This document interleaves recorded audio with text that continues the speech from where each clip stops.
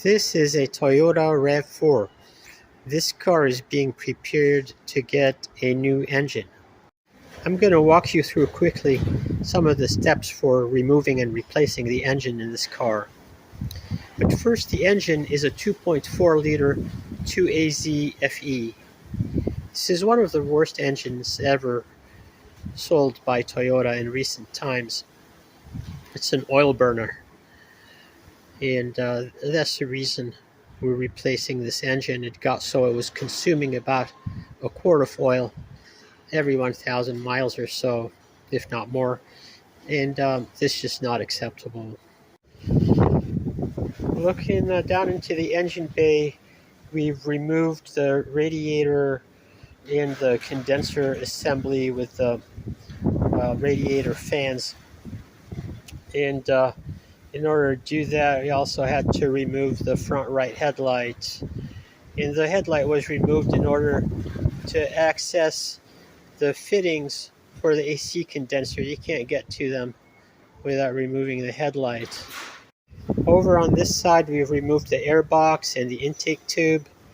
We've removed the battery and the battery support. We've disconnected the fuel rail. We disconnected the heater hoses from the firewall.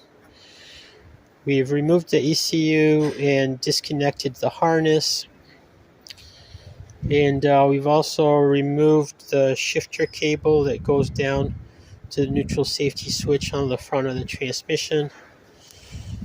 On this car, we're kind of lucky that we don't have a transmission oil cooler built into the radiator. The oil cooler is right here, and there's no hoses going from the transmission to the radiator. We've removed the AC lines from the compressor, and of course you can see we've removed the front support lower cross member with the motor mount that would fit in it right here. And we've done the same on the back. We've removed the rear motor mount but left the K-frame in place. We're not going to need to touch that. On both sides, we've removed the CV axles, and we've taken them out of the transmission, out of the hub, set them aside. So in order to proceed further, what I'm going to do is I'm going to support the engine and the transmission from underneath. Then I'm going to remove the motor engine mount on this side, and I'm going to remove the transmission mount on this side while the engine and transmission are supported.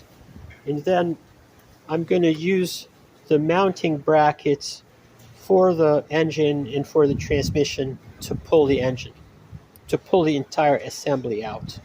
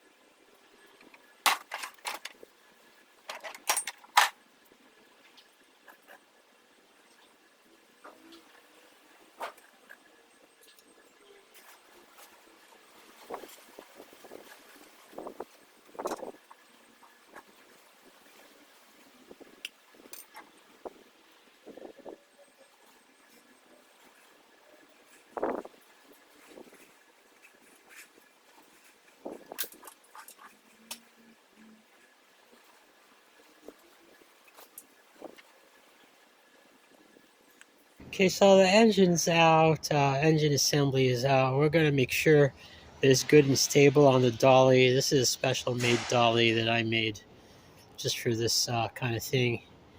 And then we'll be able to roll it around the shop and complete the swap.